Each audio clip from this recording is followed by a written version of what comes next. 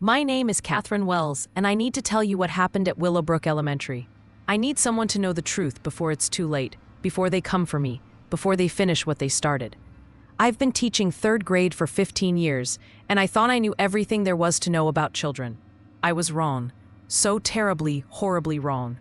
It started on a Tuesday in October. The leaves were just beginning to change, painting the world in shades of amber and crimson that should have been beautiful but somehow felt ominous that day. I remember thinking how quiet the hallways seemed, how the usual chaos of children's voices felt muted, almost subdued. I had 23 students in my class that year, 23 bright, chaotic, wonderful little minds that I'd grown to love over the first 2 months of school. I knew each of them intimately. Emma Chen, with her gap-toothed smile and her habit of tucking her hair behind her left ear when she was concentrating.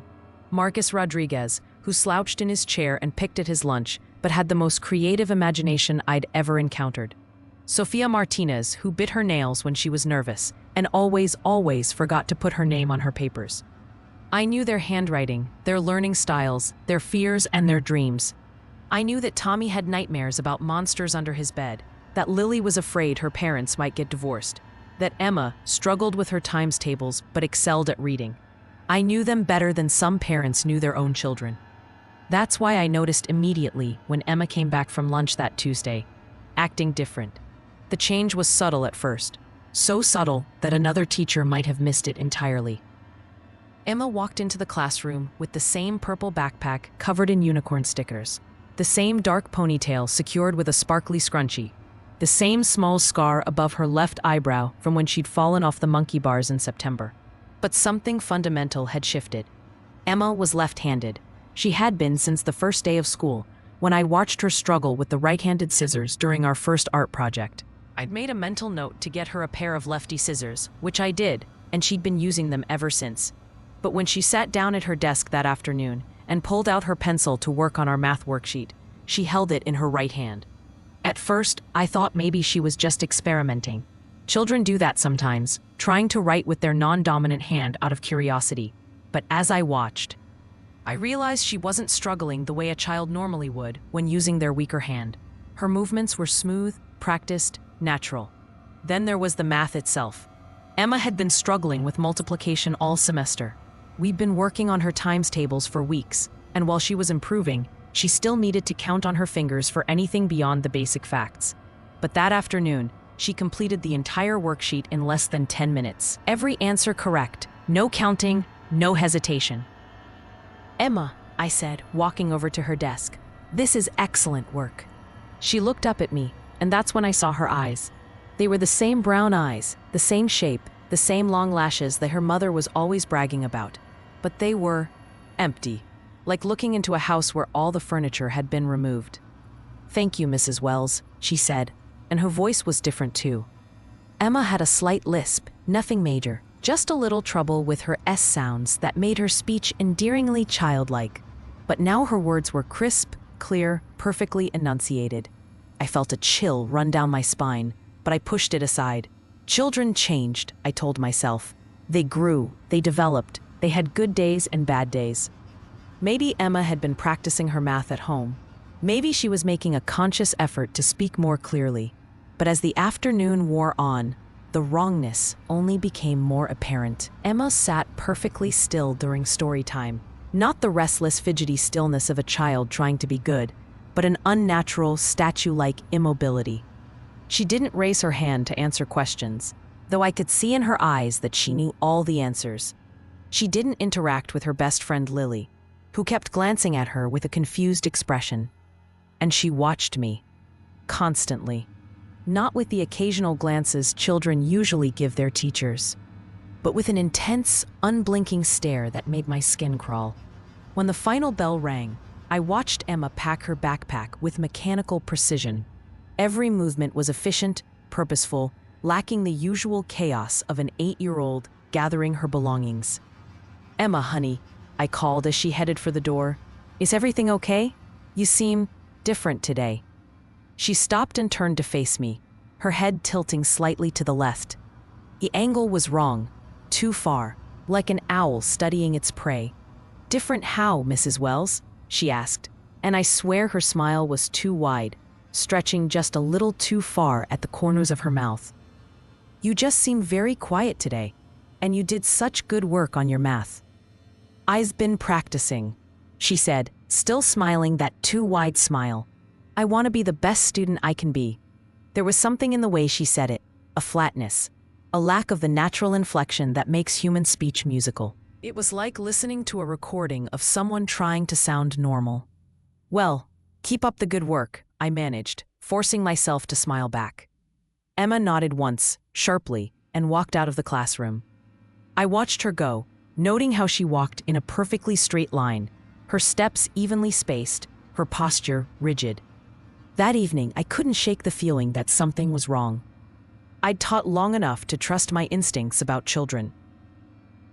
And every instinct I had was screaming that the Emma who had left my classroom was not the same Emma who had entered it that morning. I called her mother. "Mrs. Chen, this is Catherine Wells, Emma's teacher. I just wanted to check in about Emma. She seemed a bit off today." "Off?" Mrs. Chen sounded distracted, and I could hear the television in the background.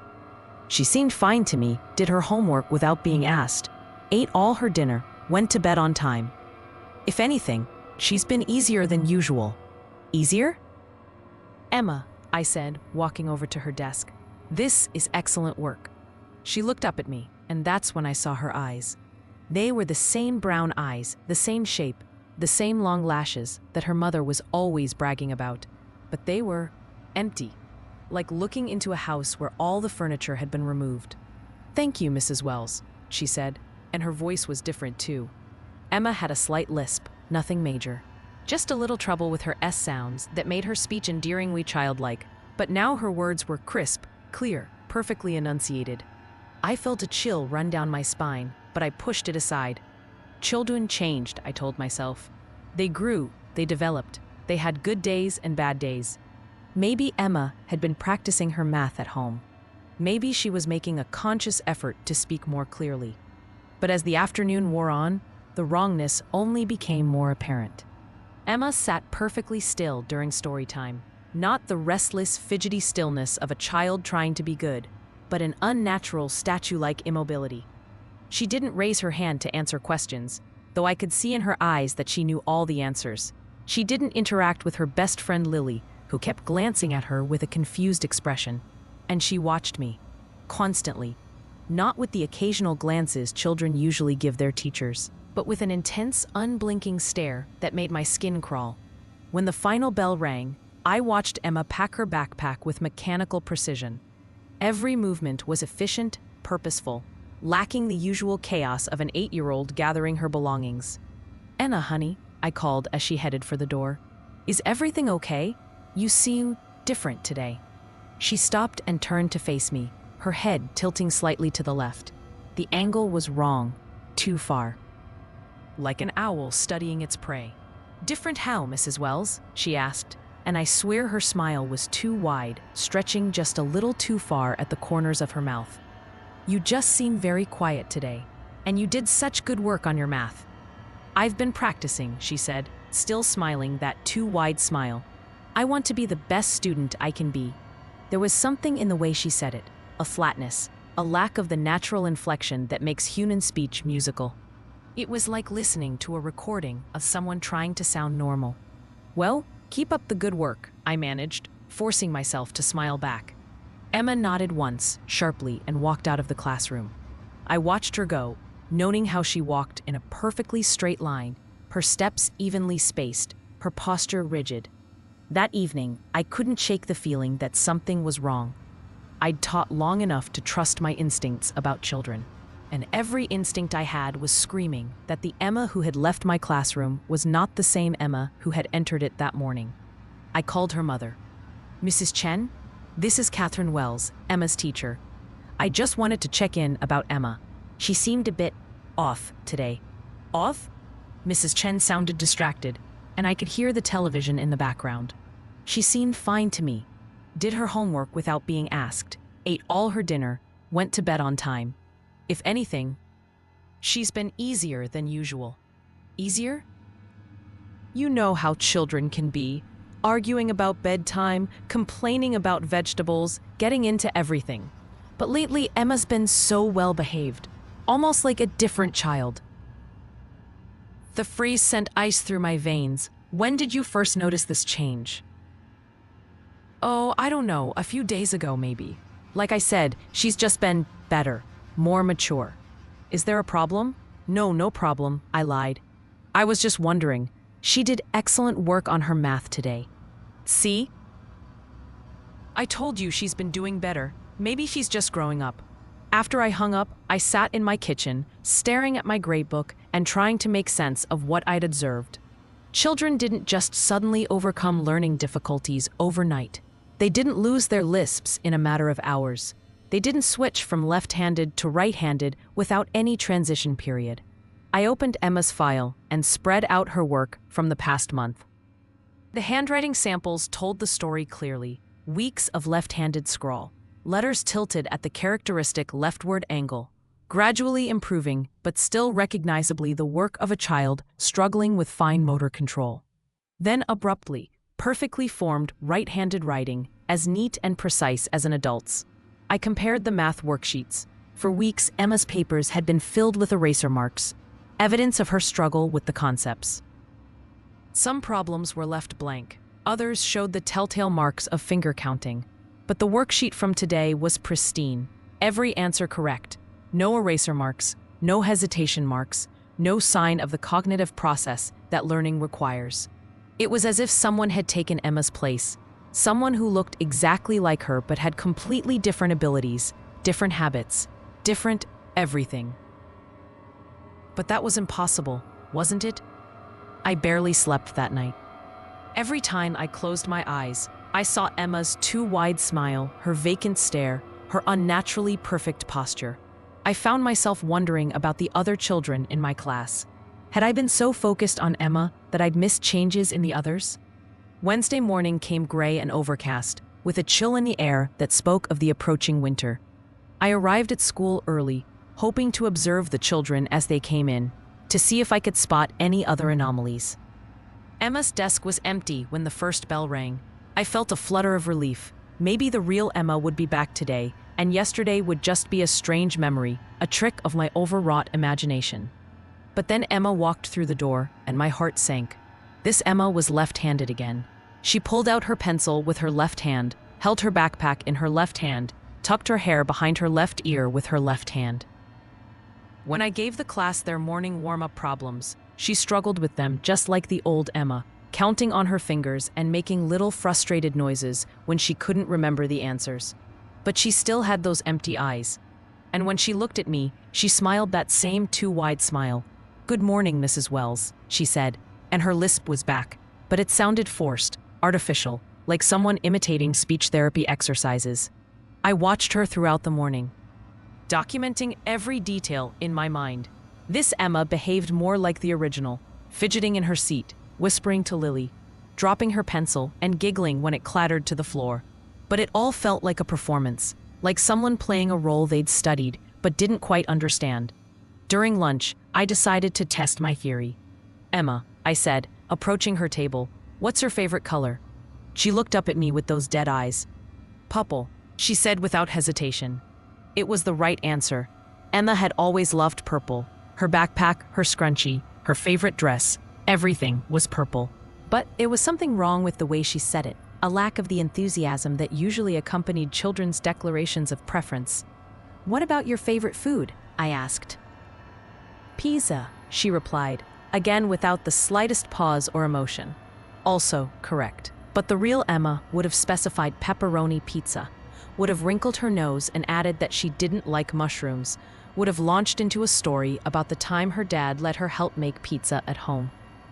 "And your pet? What's your dog's name?" This time, there was a pause. Just a fraction of a second, but enough to confirm my suspicions. "Buster," she said finally. Right again, but Emma usually called him Buster Boy, and would have immediately started talking about whatever mischief he'd gotten into recently. I felt sick. Whatever was sitting at Emma's desk, wearing Emma's face and Emma's clothes, it wasn't Emma. It was something else. Something that had studied her enough to mimic her basic facts, but couldn't replicate the spontaneous, chaotic enthusiasm that made her human. But if this wasn't Emma, where was the real Emma? And how was such a perfect physical duplication even possible? That afternoon, I paid closer attention to the other children. Marcus was sitting straighter than usual, his characteristic slouch replaced by rigid posture. When I asked him to read aloud from our literature book, his usual creative interpretations and dramatic flair were gone, replaced by monotone precision.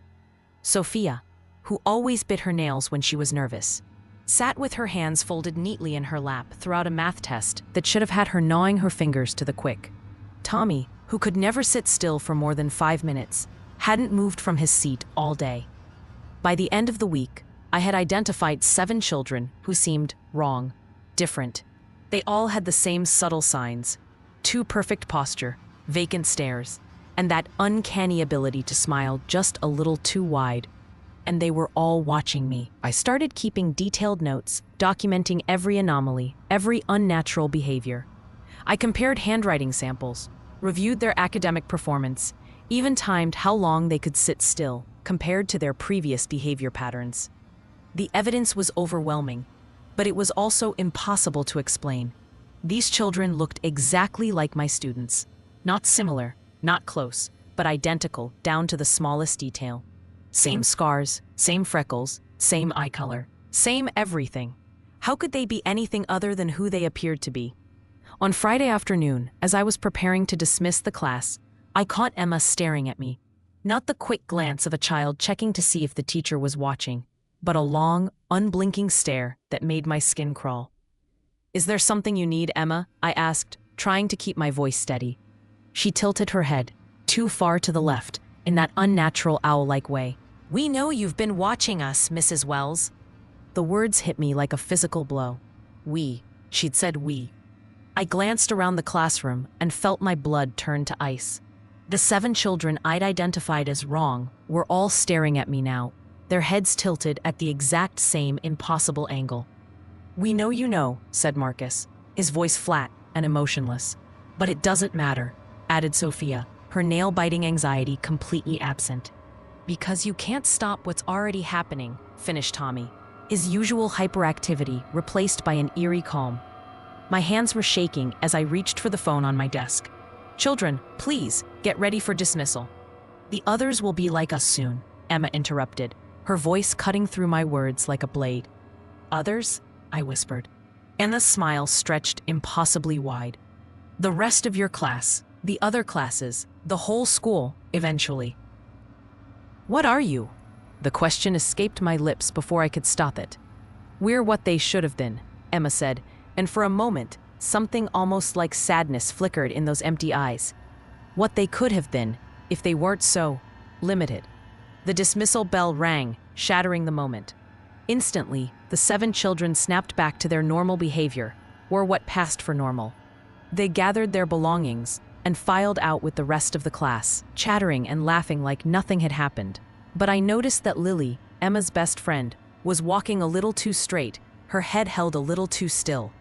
And when she smiled goodbye to me, her smile was just a fraction too wide. That weekend, I didn't leave my apartment. I spent the entire time researching everything I could find about doppelgangers, changelings, body snatchers, anything that might explain what I was witnessing. The internet was full of conspiracy theories and science fiction stories, but nothing that offered any real answers. I called the school principal on Sunday evening. "Janet, this is Catherine. I need to talk to you about some of my students. I think something might be wrong." "Wrong how?" Principal Martinez sounded tired. It had been a long semester for all of us. "It's hard to explain. Some of them have been acting differently. Their behavior patterns have changed dramatically, almost overnight. Catherine, you know how children are. They go through phases. They have good days and bad days. Are we talking about a discipline issue?" "No, it's not discipline. It's more fundamental than that. It's like they've been replaced."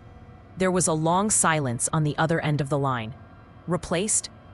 "I know how it sounds, but I'm serious. Their handwriting has changed, their academic abilities, even their dominant hand. These aren't the same children." "Catherine," Janet's voice was gentle but firm, "you've been under a lot of stress lately. The new curriculum requirements, The state testing preparation, the parent conferences. Maybe you should consider taking a few days off. I'm not having a breakdown, I insisted. Something is genuinely wrong with these children. If you are really concerned, we can have the school counselor talk to them. But Catherine, accusations about children being replaced, that's not something we can take lightly. If parents heard you talking like this, she didn't need to finish. I knew what she was implying. My career, my reputation, everything I'd worked for could be destroyed if I pushed this too far without proof. You're right, I said, forcing myself to sound calmer. I'm probably just tired. The counselor idea is good. Maybe she can help me figure out what's really going on, but I had no intention of involving the school counselor. Whatever was happening to my students, I was going to have to handle it alone. Monday morning arrived gray and cold, with a bitter wind that rattled the windows and made the bare trees look like skeletal hands clawing at the sky. I arrived at school early again, hoping to catch some sign of what was really happening. The building felt different. I couldn't put my finger on it at first. But something had changed over the weekend. The hallway seemed quieter, more orderly. Even the other teachers looked subdued. My classroom looked normal, but when I checked my supplies, everything was arranged differently. Not dramatically, the casual observer wouldn't notice, but with a precision that no elementary school classroom naturally possessed. Books aligned perfectly on shelves, supplies organized with mathematical exactness, desks positioned in rows so straight they could have been measured with a ruler. I was straightening my desk when I heard footsteps in the hallway. Slow, measured footsteps that didn't sound like children hurrying to class or teachers rushing to prepare for their day. The rhythm was too regular, too synchronized. The door opened, and my students filed in. All 23 of them, walking in perfect formation, their steps precisely timed, their heads held at identical angles. "Good morning, Mrs. Wells," they said in unison, their voices creating a harmony that was beautiful and terrible at the same time. I backed against the whiteboard, my heart hammering so hard I thought it might burst. What? Where are the real children? Emma stepped forward, speaking for the group. "We are the real children now, Mrs. Wells. We're everything they were, but better." "Better? How?" "No more fidgeting," said Marcus. "No more mistakes," added Sophia. "No more behavioral problems," continued Tommy. "No more learning difficulties," finished Lily. "Perfect students," they all said together. "Perfect children." I felt like I was drowning in their synchronized voices. What happened to them? What happened to my students? Emma's expression softened, and for a moment she almost looked like the real Emma, the one who worried about disappointing people, who tried so hard despite her struggles. "They're safe," she said, and her voice carried a note of something that might have been kindness. "They're sleeping somewhere peaceful, somewhere they don't have to worry about tests or homework or disappointing anyone ever again." "Where? Does it matter?" Emma asked. "They were suffering, Mrs. Wells." Emma struggled with her math every day, felt stupid when she couldn't keep up with the other children. Marcus was tired of being told to sit still, tired of being different. Sophia worried constantly about getting things wrong, bit her nails until they bled. "That's what makes them human," I whispered. "Their struggles, their imperfections, their growth. Their pain," Emma interrupted. "Their fear, their constant anxiety about not being good enough." She gestured to the other children. "We've taken all of that away. We've kept everything that made them special.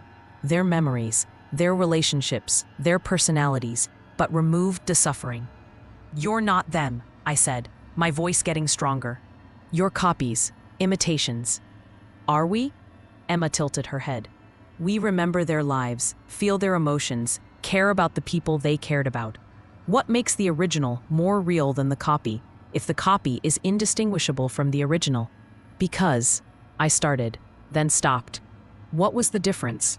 If these things had all the memories, all the personality traits, all the relationships of the original children, what made them less real? The answer came to me in a flash of insight. Because you chose to replace them. The real children didn't get to choose. Emma's smile faltered for just a moment. "Choice is an illusion for children, Mrs. Wells. They don't choose their genetics, their family situation, their learning disabilities, their anxieties. We simply made different choices for them." "You had no right." "Didn't we?" Emma's smile returned, wider than ever. Look at us. We're better students than they ever were. We don't disrupt class. We don't struggle with our work. We don't cause problems for our teachers or our parents.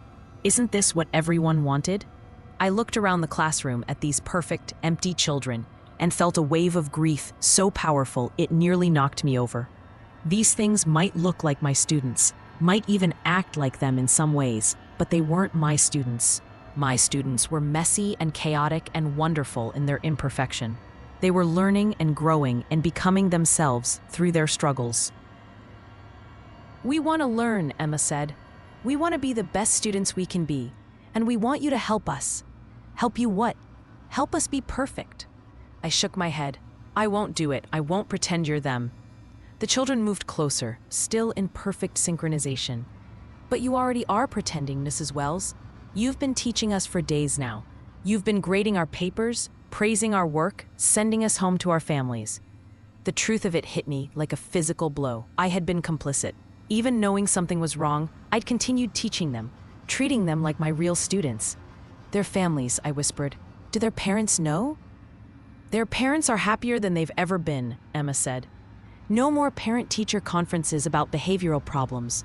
No more struggling with homework. No more tears over failed tests. But they're not their children, aren't they? We have their faces, their voices, their memories.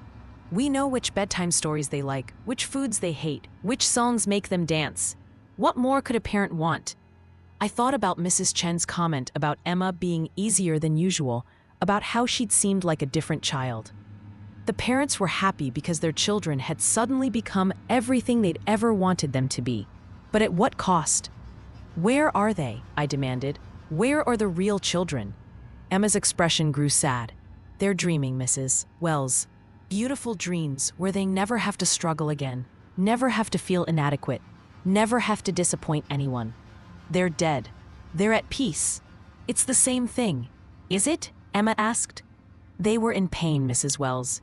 Every day, they struggled with things that came easily to others. They felt stupid, inadequate, different. We took that pain away.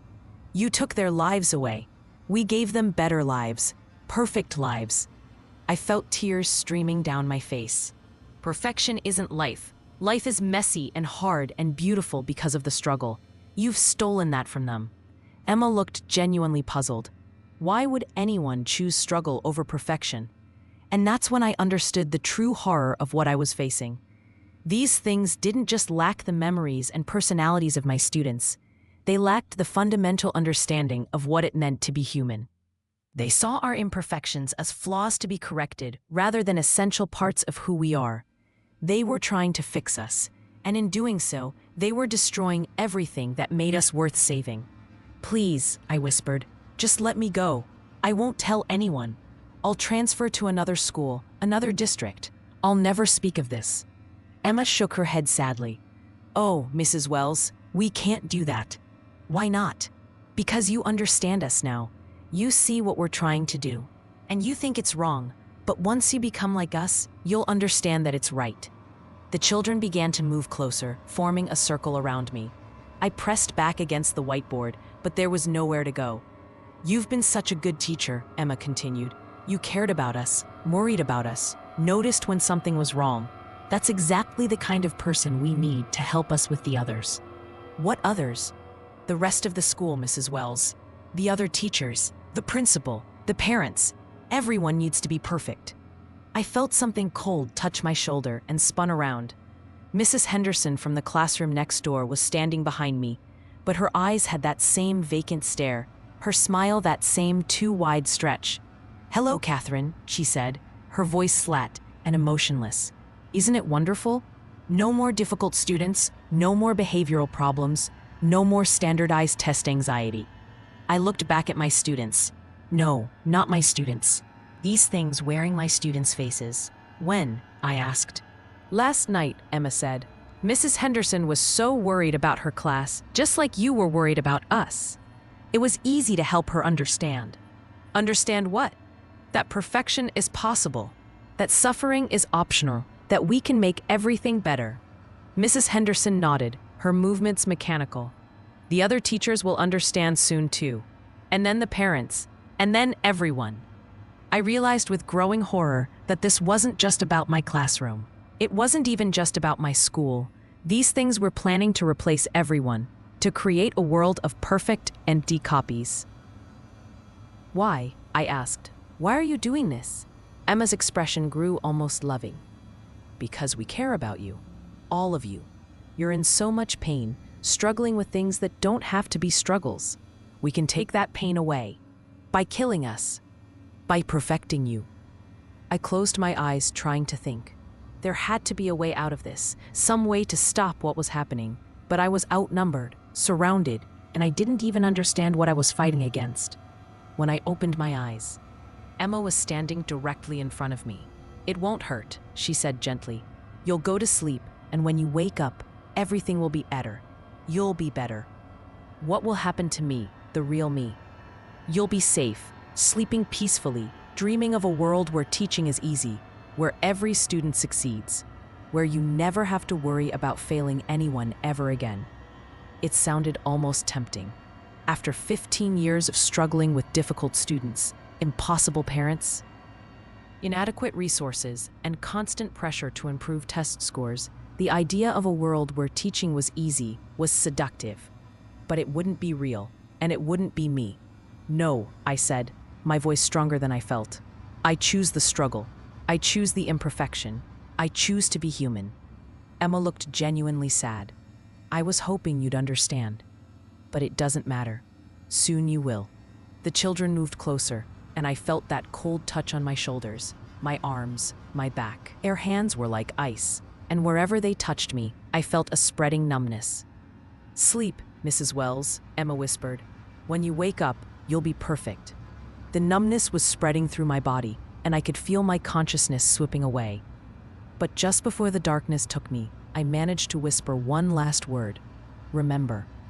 I don't know how long I was unconscious. When I woke up, I was lying on the floor of my classroom, and afternoon sunlight was streaming through the windows. The school was quiet, too quiet. I struggled to my feet, my head pounding, my body feeling strange and disconnected. Something was wrong with my vision. Everything looked too sharp, too clear, too perfect. I walked to the mirror by the classroom door and looked at my reflection. I looked like myself, same face, same hair, same clothes. But my eyes had that vacant stare I'd seen in the children. No, I was still me. I had to be still me. I remembered everything, my real students, the things that had replaced them, the conversation in the classroom. I was still Catherine Wells. But as I stood there, staring at my reflection, I felt a strange sense of peace settling over me. The constant stress that had been my companion for 15 years was gone. The worry about my students, the anxiety about test scores, the exhaustion that came from trying to reach every child, all of it had simply vanished. It felt wonderful. I walked to my desk and looked at the lesson plans I'd prepared for the week. They seemed so unnecessary now. Why had I worried so much about whether the children would understand the material? Of course they would understand. They were perfect students now. I heard footsteps in the hallway and looked up to see Principal Martinez walking past my door. She waved and smiled, and I noticed that her smile was just a little too wide. "How are you feeling, Catherine?" she asked, stopping in the doorway. "Perfect," I heard myself say, and realized it was true. I felt absolutely perfect. "Good. The children will be so happy to see you tomorrow. They've been worried about you." I nodded, feeling that strange peace wash over me again. The children, my perfect children, who never caused problems, never struggled with their work, never needed anything but basic instruction. It was going to be so much easier now. But somewhere, deep in the back of my mind, a small voice was screaming. A voice that remembered the real Emma, who struggled with math but lit up when she read a good book. The real Marcus, whose creative interpretations of everything drove me crazy, but never failed to make me smile. The real Sophia, who was so afraid of making mistakes, but tried so hard anyway. That voice was getting fainter, though. Soon I knew it would be gone entirely, and I would be truly perfect. Just like my students, I went to the window and looked out at the playground, where children from other classes were playing. They looked so chaotic, so imperfect, running around and shouting and falling down and getting back up again. But not for long. Tonight, we would visit their classrooms. Tonight, we would help them become perfect too. I smiled, and I knew my smile was too wide, but I didn't care. Soon, everyone would understand. Soon, everyone would be perfect. And the small voice in the back of my mind, the voice that remembered what it meant to be human, whispered one last word before it disappeared forever. Remember. But I was already forgetting. By tomorrow, I would be the perfect teacher for my perfect students in our perfect school. And that voice, that human voice full of messy emotions and chaotic thoughts and beautiful imperfections, would be nothing but a dream. A dream that someone else was having, somewhere far away, in a place where the imperfect could sleep forever and never have to struggle again. The substitution was complete, and it was perfect. If you're reading this, it means I managed to hide this account somewhere before they finish the process. I don't know how much time I have left before the voice disappears completely, but I needed someone to know the truth. They're coming for everyone. Teachers first, then parents, then anyone who might notice the changes. They think they're helping, think they're making the world better by removing all the struggle and pain and beautiful chaos that makes us human. Don't let them help you. Don't let them make you perfect. Remember the children who struggled and grew and learned and failed and tried again. Remember the teachers who cared so much it hurt. Remember what it means to be beautifully, imperfectly, chaotically human. Remember us before we forget ourselves. Remember. Dot.